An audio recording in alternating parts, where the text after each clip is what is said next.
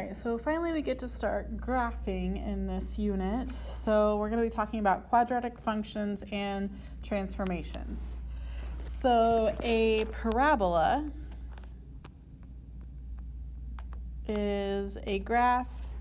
Parabola is how you spell it.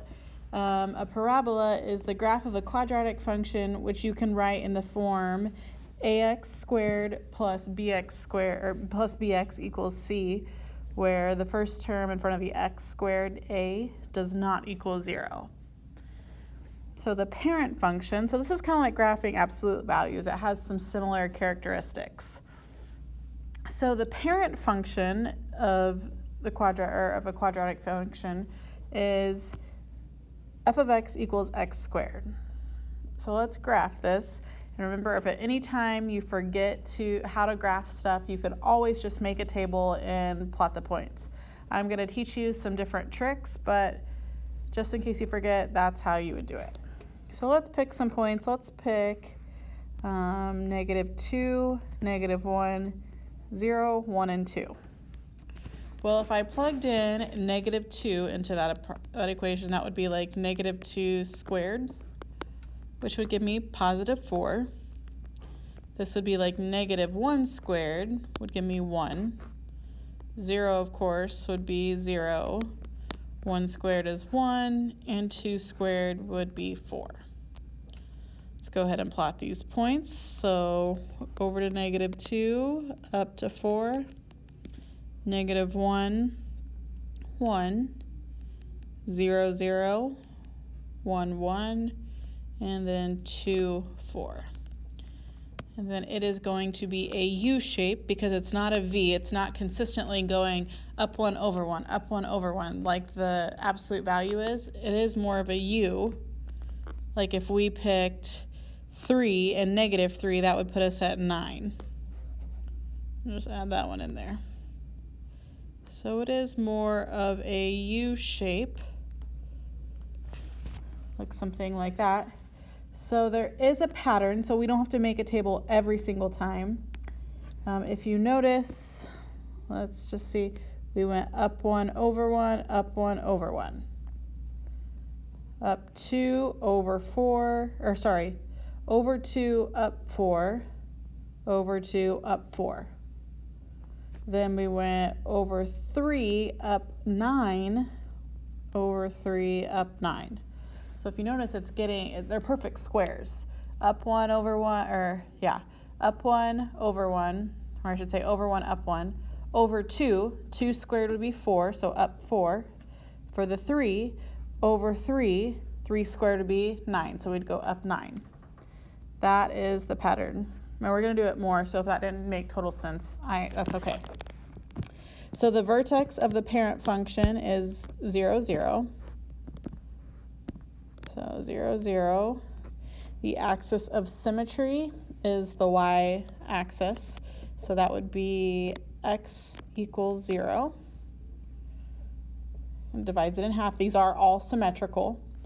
The domain is your x values, and that is all real numbers. So that goes from -infinity to +infinity. The range for the parent function is not all real numbers, because it will never go below this line, which is the y-axis. It will go from there and then up to infinity. So we know the upper bound is going to be infinity, +infinity. The lower bound, the lowest point it ever goes, is 0 for the parent function. And it does hit 0 because we know that from our table, but that's the lowest the parent function will go. So that is the parent function.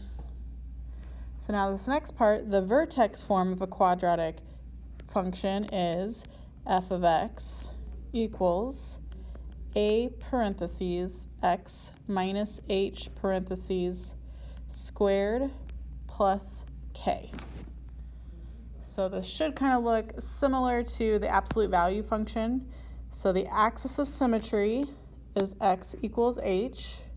The vertex is h plus k. And be careful with your h value because remember this lovely negative right there? So you have to do the opposite. Just like we did in absolute value, they're very similar, like I said. And that a value in front is going to help us know kind of instead of if it's going to be different from what we did up here with the squaring. I'll get to that in a second. Okay, what do you think a negative out front does? Well, hopefully you thought that it would flip it upside down, which it does. But I'm just going to prove it to you that it does really fast. So we're going to have x and y, and you can always do this. You don't have to every time, but you could. So -2, that would be like, let me see if I can scoot over. So that would be like -2 squared. That would be 4 and then -4. -1 squared would be -1. 0 is 0. Negative times 1 squared would be -1. Negative times 2 squared is -4. So it's very similar to the parent function. The vertex is at the origin, and then you're going to go over 1, down 1 in both directions, over 2, down 4 in both directions. And if we wanted to keep going, we could say over 3, down 9 in both directions. And if we had more room in our graph, but we don't, we could even go over 4, down 16. And so it is going to make this lovely parabola. Oh, that's ugly. I got to redo it. Usually I wouldn't care, but that one's terrible. That one's kind of better. Sorry. Okay. So now that's how you graph that one. Let's go on to this one. Now we're going to have a 1/3 out front. What do you that doesn't affect the vertex at all, because you notice there's no h and no k, so if there's nothing there it's just 0. So we're going, the vertex is going to be at the same point, 0, 0. That 1/3, doesn't that seem like a shrink and a stretch on the absolute value? Because that's where it was on the absolute value. It is very similar to that. So I'm just going to make a t-chart just to show you why. So say I pick, let's do -3, -2, -1, 0, 1, 2, and 3. I'm going to pick a few more points for this one because it is going to be wider. So if I plugged in -3, that would be 1/3 times -3 squared. -3 squared would be 9 times 1/3. That would give me 3. Okay, so -2, so that'd be 1/3 times -2 squared. -2 squared would be 4. 4 times 1/3 would be 4/3. 1/3 times -1 squared, that's just going to be 1/3. 0, 0, of course. 1/3 times 1 squared will be 1/3. 1/3 times 2 squared, we already know will be 4/3 because it's symmetrical. And this will be 3. So on the parent function, did you notice that we were cubing it, or we were squaring it, excuse me, squaring. We were going out 1, up 1, out 2, up 4. So we're doing the exact same thing, but instead of going like this one, we would have went out 3, up 9, and then you do that value, that I'm teaching you the shortcut.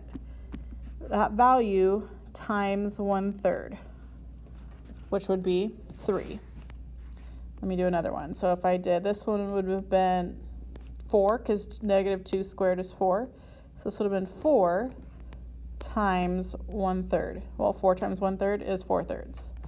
This one, -1, so that would have been 1 squared. That would have been up 1 times 1/3 is 1/3. Same thing on the other side. So that number in front, you can take your parent function, and however many you would go up, you can multiply it by that, whatever's in front of you, x squared, and that will tell you how your function is changing, transforming. So that only works whenever it's in vertex form, though, which these are. So let's plot these points. -3, up 3. -2, up 4/3, that's like 1 and 1/3. -1, 1/3, 1, 1/3, 2 and 4/3, and 3, and 3. So this one is wider than the parent function, as you can see, and this would be a shrink. Because remember, if it's shrunk, it is wider. The other one we should say is going to be a reflection, because it was flipped upside down. Reflection and the x-axis, because it's flipped upside down.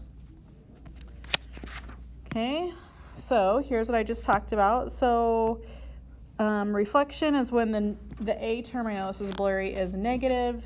If it's greater than 1, it's a stretch. It's going to be more narrow, just like an absolute value. And if it's between 0 and 1, it's a compression or a shrink. Okay, parabolas have a minimum or maximum value, just like absolute value, but we didn't really talk about them a whole bunch. The minimum or maximum value is the y coordinate of the vertex. So y coordinate of the vertex, for both minimum and maximum, you have to think, if the graph opens up like this first one does, that's the minimum. It's going to have a minimum value. This minimum value is 0 because it's never going to go above 0 on the y-axis.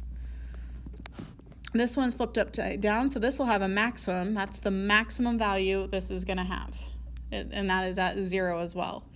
If you try to think, okay, does this one have a minimum value? No, it doesn't, because it goes on to negative infinity. So that it won't ever go. It keeps going forever, so it won't ever have a minimum value for the second one. Okay, here, let's start. We're talking about translations. So the slides.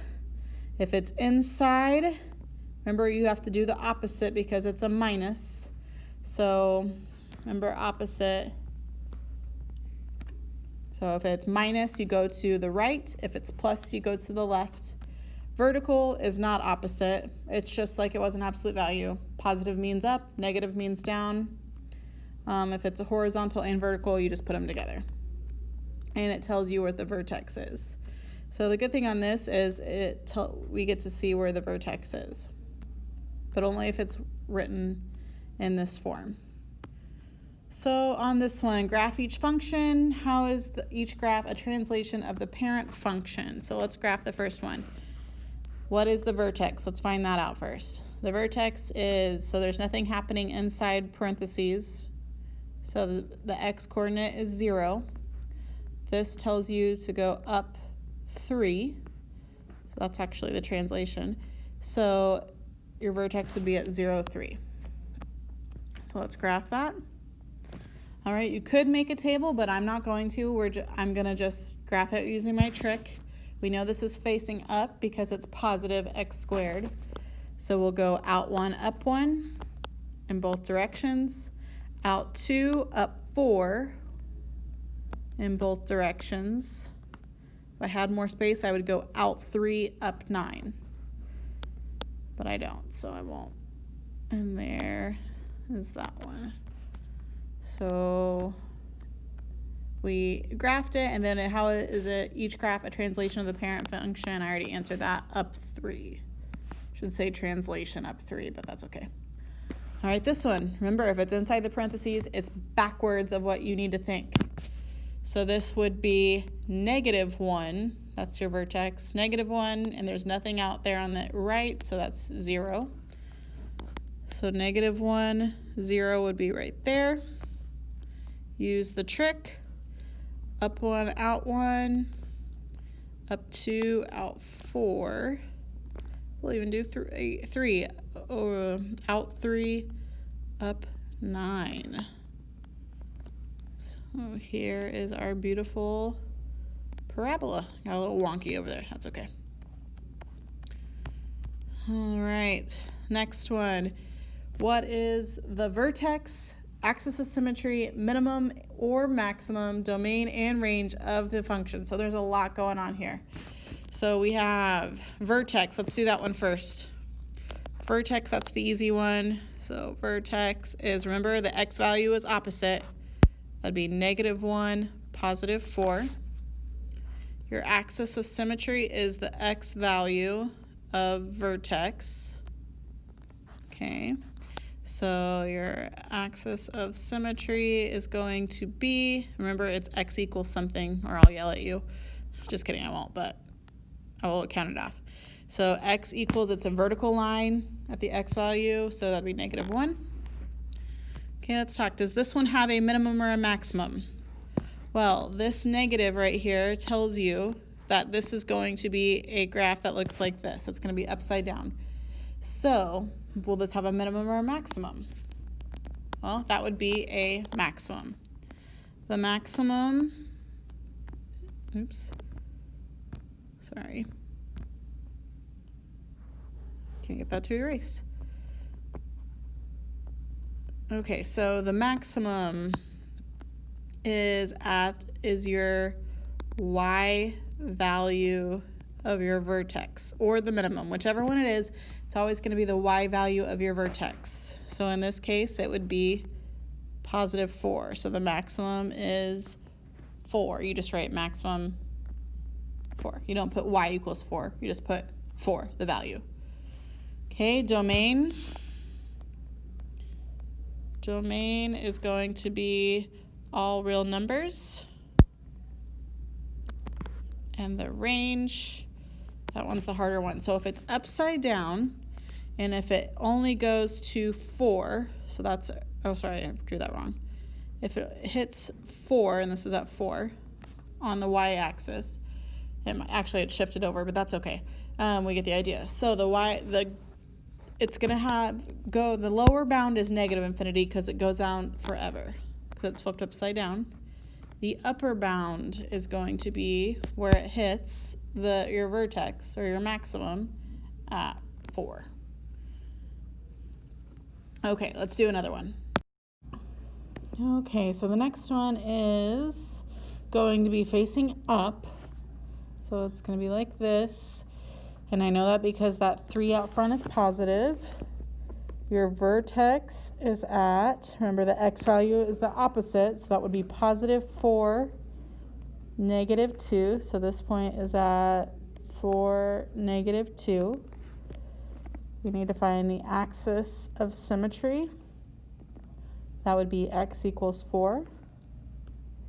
The maximum or minimum, what is this one going to have if it faces up?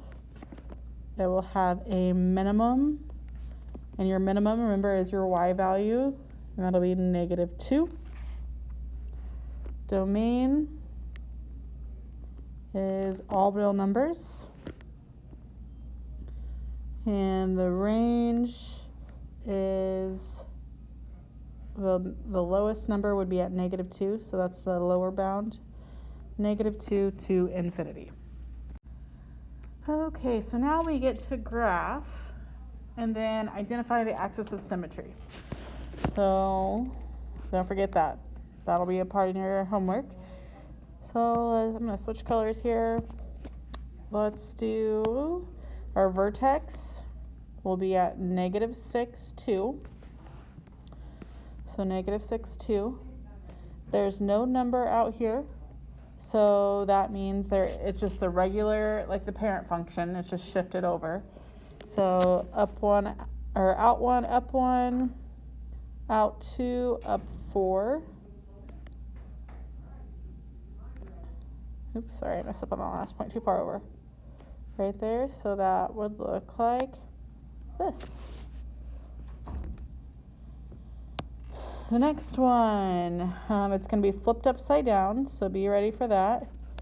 Oh, we forgot. I told you not to forget. What is the axis of symmetry of this? The axis of symmetry is x equals -6. Okay, so anyway, back to this one. The vertex would be at -2, -2. And remember, so instead of it being you're going to multiply whatever you do by 2, so, and it's going to be flipped upside down. So we're going to go out 1, and usually I would go down 1, but I'm going to multiply that down 1 by 2. So out 1, down 2, out 1, down 2. We're going to go out 2, and usually I would go down 4, but I'm going to do 4 times 2 now. So that'll be down 8. So out 1, down 8. Or out 2, down 8, out 2, down 8. So there is our graph. And if this out to and stuff that I'm doing, if that confuses you, just make a table and plug it in. It might take you a little more time, but that's fine. You're still going to get the same answers if you don't like how I'm doing this one. Okay, letter C, the next one. This is going to be our vertex will be at, ooh, I forgot again. I'm so sorry. Axis of symmetry. Axis of symmetry is x equals -2 on that one. Okay, the vertex on this one would be -2, -5. Let's do the axis of symmetry. Axis of symmetry is x equals -2, before I forget, for the third time. So let's do this. So -2, -5 would be right about here. Okay, so this 1/4 out front is positive, so we know it faces up. It's a happy face parabola. But then now every time we do something, we're going to multiply that by 1/4. So if I go out 1 over 1 is what our out 1 up 1 is what I usually would do. Now it's out 1 instead of up 1, it's 1 times 1/4, so that would be up 1/4. Okay, if we went up out 2, it would usually be up 4. So we're going to multiply that by 1/4, so that would be 1/4 times 4 is 1. So up 1. Let's do out 3. Usually it would be out 3 up 9, because 3 cubed is 9, or 3 squared is 9. What's 9 times 1/4? That would be 9/4. So 2 and 1/4. So 2. So out 3 up to 2 and 1/4. And then another one, let's do the last one. So out 4 we would usually go to 16 because 4 squared is 16. So let's do 16 times 1/4 because that's what our scale factor is. So 16 times 1/4 would be 4. So out 4, up 4. 1, 2, 3, 4. 1, 2, 3, 4 would be right here. So it is making a parabola, but it is a pretty wide parabola, and that is okay. Last one. This one doesn't have a scale factor, it's just flipped. So flipped upside down, and the vertex is at -2, +4. Axis of symmetry is going to be x equals -2. So this would be -2, +4. And then remember, it's upside down. Don't forget that part. It's flipped up. So out 1, up, or down 1, I should say. Out 2, down 4. You could do another one. You don't have to. But out 3, down 9. Be right here. And right there. So here is our parabola. I got a little off there. That's fine. All right, and that is it for section 4.1.